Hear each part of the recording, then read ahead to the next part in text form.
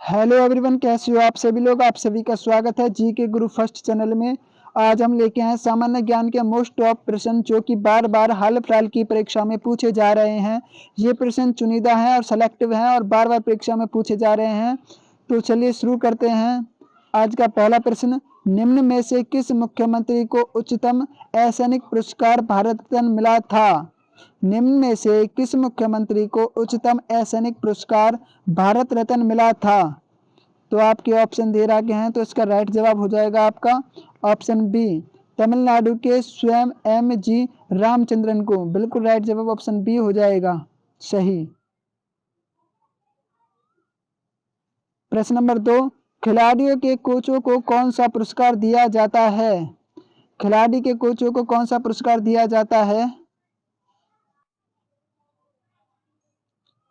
तो इसका बिल्कुल सही जवाब ऑप्शन डी हो जाएगा, द्रोणाचार्य पुरस्कार। बिल्कुल राइट जवाब ऑप्शन डी हो जाएगा, द्रोणाचार्य पुरस्कार खिलाड़ियों के कोचों को दिया जाने वाला पुरस्कार है। इंपोर्टेंट प्रश्न। प्रश्न नंबर 3, साहित्य के क्षेत्र में उत्कृष्टता के लिए निम्नलिखित में से कौन सा पुरस्कार दिया जाता है। तो बिल्कुल सही जवाब ऑप्शन सी हो जाएगा, पुलित्जर पुरस्कार। बिल्कुल राइट जवाब ऑप्शन सी हो जाएगा, पुलित्जर पुरस्कार साहित्य के क्षेत्र में उत्कृष्टता के लिए दिया जाने वाला पुरस्कार है। प्रश्न नंबर 4, मुसलमानों के लिए अतिरिक्त निर्वाचन मंडल प्रारंभ में किसके द्वारा लाया गया था। तो इसका बिल्कुल सही जवाब ऑप्शन ए हो जाएगा, मार्ले मिंटो सुधार 1909 में जो आया था उसी के द्वारा निर्वाचन मंडल प्रारंभ किया गया था मुसलमानों के लिए। बिल्कुल राइट जवाब ऑप्शन ए हो जाएगा। प्रश्न नंबर 5, मिंटो मार्ले सुधार का उद्देश्य क्या था। मिंटो मार्ले सुधार का उद्देश्य क्या था। तो इसका बिल्कुल सही जवाब ऑप्शन डी हो जाएगा, पृथक निर्वाचन प्रणाली। बिल्कुल राइट जवाब ऑप्शन डी हो जाएगा, पृथक निर्वाचन प्रणाली। प्रश्न नंबर 6, महारानी विक्टोरिया को भारत की सम्राज्ञी कब नियुक्त किया गया था। तो इसका बिल्कुल सही जवाब ऑप्शन बी हो जाएगा, 1858 ईस्वी में। बिल्कुल राइट जवाब ऑप्शन बी हो जाएगा, 1858 ईस्वी में। प्रश्न नंबर 7, संघीय कार्यपालिका की व्याख्या संविधान के किस भाग में की गई है। तो इसका बिल्कुल सही जवाब ऑप्शन सी हो जाएगा, भाग 5। बिल्कुल राइट जवाब ऑप्शन सी हो जाएगा, भाग 5। प्रश्न नंबर 8, संविधान के किस भाग में मूल अधिकारों का उल्लेख मिलता है। तो बिल्कुल सही जवाब ऑप्शन डी हो जाएगा, भाग 3। बिल्कुल सही जवाब ऑप्शन डी हो जाएगा, भाग 3 में संविधान के मूल अधिकारों का उल्लेख मिलता है। प्रश्न नंबर 9, संविधान के किस भाग में नीति निर्देशक तत्वों का उल्लेख किया गया है। तो बिल्कुल सही जवाब ऑप्शन ए हो जाएगा, चतुर्थ भाग में। बिल्कुल राइट जवाब ऑप्शन ए हो जाएगा, चतुर्थ भाग में संविधान के नीति निर्देशक तत्वों का उल्लेख किया गया है।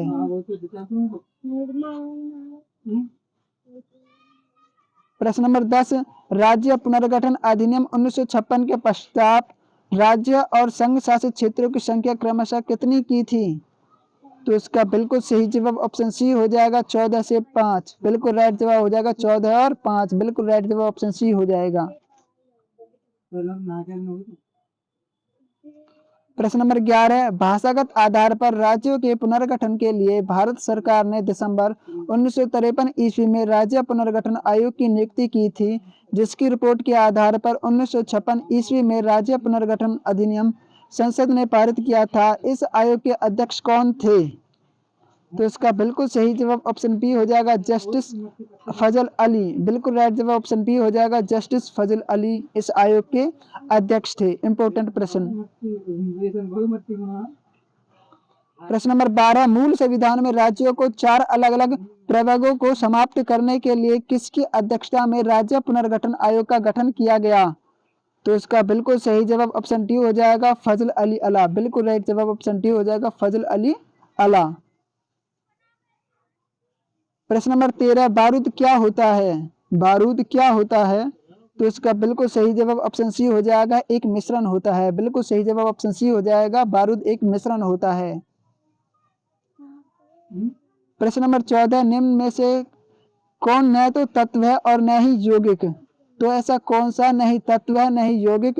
तो इसका बिल्कुल सही जवाब हो जाएगा ऑप्शन ए, वायु। बिल्कुल राइट जवाब हो जाएगा ऑप्शन ए, वायु न तो तत्व है न ही एक यौगिक। प्रश्न नंबर 15, निम्नलिखित में से किस पदार्थ में ऑक्सीजन नहीं है? दिए गए निम्नलिखित में से किस पदार्थ में ऑक्सीजन नहीं है?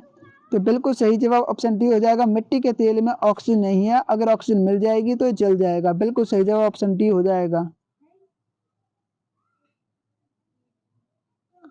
प्रश्न नंबर 16, तोता ए हिंद के उपनाम से कौन जाने जाते हैं? तो इसका बिल्कुल सही जवाब ऑप्शन बी हो जाएगा, अमीर खुसरो। बिल्कुल राइट जवाब ऑप्शन बी हो जाएगा, अमीर खुसरो को तोता ए हिंद के नाम से जाना जाता है। प्रश्न नंबर 17, महावीर की माता कौन थी? महावीर की माता कौन थी? तो इसका बिल्कुल सही जवाब ऑप्शन सी हो जाएगा, त्रिशाला। बिल्कुल सही जवाब ऑप्शन सी हो जाएगा, त्रिशाला महावीर की माता जी थी। प्रश्न नंबर 18, निम्नलिखित में से किसका मिलान गलत है? तो इसका बिल्कुल सही जवाब ऑप्शन डी हो जाएगा, जो वल्लभाचार्य है वो गुजरात में स्थित है। बिल्कुल सही जवाब ऑप्शन डी हो जाएगा, बिल्कुल सही। प्रश्न नंबर 19, कपूर के छोटे छोटे टुकड़े जल की सतह पर क्यों नाचते हैं? इंपोर्टेंट प्रश्न, कपूर के छोटे छोटे टुकड़े जल की सतह पर क्यों नाचते हैं? तो इसका बिल्कुल सही जवाब ऑप्शन ए हो जाएगा, पृष्ठ तनाव के कारण। बिल्कुल राइट जवाब ऑप्शन ए हो जाएगा, पृष्ठ तनाव के कारण जल की सतह पर नाचते हैं। प्रश्न नंबर 20, पानी से निकलने पर शेविंग ब्रश के बाल आपस में क्यों चिपक जाते हैं? पानी से निकलने पर शेविंग ब्रश के बाल आपस में क्यों चिपक जाते हैं? तो इसका बिल्कुल सही जवाब ऑप्शन सी हो जाएगा, पृष्ठ तनाव के कारण। बिल्कुल राइट जवाब ऑप्शन सी हो जाएगा, पृष्ठ तनाव के कारण। प्रश्न नंबर 21, एक द्रव बूंद की प्रकृति किस कारण गोल आकार लेने की होती है? एक द्रव बूंद की प्रकृति किस कारण गोल आकार लेने की होती है?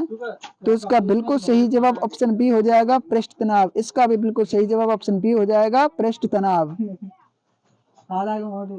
प्रश्न नंबर 22, स्वतंत्रता से पूर्व कौन सा से जाने जाता है भारतीय क्षेत्र काला पानी के नाम से? स्वतंत्रता से पूर्व कौन सा जाना जाता है भारतीय क्षेत्र का काला पानी के नाम से? कौन सा जाना जाता है? तो इसका बिल्कुल सही जवाब ऑप्शन डी हो जाएगा, अंडमान निकोबार द्वीप समूह को काला पानी के नाम से जाना जाता है। इंपोर्टेंट प्रश्न, बिल्कुल बिल्कुल इंपोर्टेंट प्रश्न। प्रश्न नंबर 23, भारतीय क्षेत्र में स्थित दो ज्वालामुखी द्वीप कौन से हैं? तो इसका बिल्कुल सही जवाब ऑप्शन सी हो जाएगा, बैरन एवं नारकोंडम। बिल्कुल सही है जवाब हो जाएगा ऑप्शन सी, बिल्कुल राइट हो जाएगा।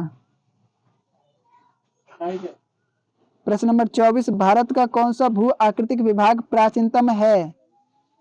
तो इसका बिल्कुल सही जवाब ऑप्शन ए हो जाएगा, प्रायद्वीपीय पठार। बिल्कुल राइट जवाब ऑप्शन ए हो जाएगा, प्रायद्वीपीय पठार बहुत ही प्राचीनतम है।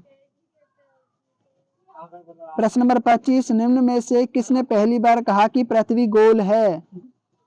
इंपोर्टेंट प्रश्न की किसने कहा कि पृथ्वी गोल है? तो इसका बिल्कुल सही जवाब ऑप्शन डी हो जाएगा, अरिस्टोटल ने कहा कि पृथ्वी गोल है। बिल्कुल राइट जवाब ऑप्शन डी हो जाएगा, अरिस्टोटल।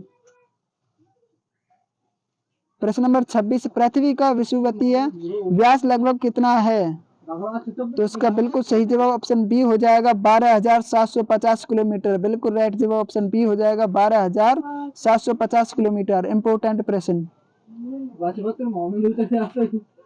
प्रश्न नंबर 27, सर्वप्रथम पृथ्वी की त्रिज्या मापने वाला विद्वान कौन था?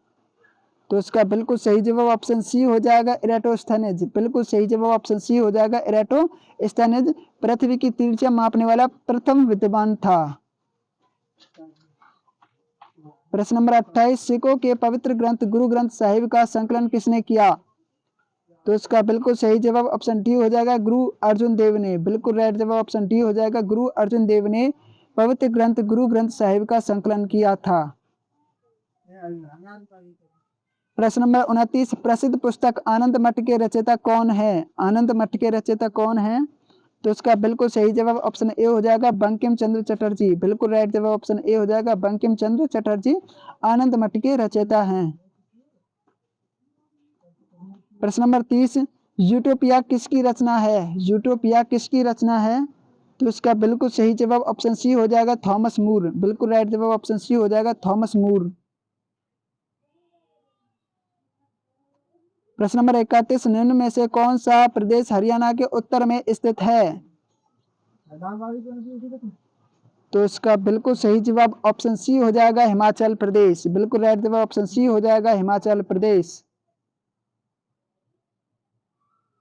प्रश्न नंबर 32, हरियाणा के किस भाग में सर्वाधिक वर्षा होती है? तो इसका बिल्कुल सही जवाब ऑप्शन ए हो जाएगा, उत्तर पूर्वी भाग में हरियाणा में सबसे अधिक वर्षा होती है। बिल्कुल राइट जवाब ऑप्शन ए हो जाएगा, बिल्कुल सही। ये थे सेलेक्टिव और मोस्ट इंपोर्टेंट प्रश्न। उम्मीद करता हूं कि आपको पसंद आए होंगे। इस वीडियो को लाइक करें, शेयर करें और कमेंट करें और हमारे चैनल जीके ग्रुप फर्स्ट को सब्सक्राइब करें। Thank you so much.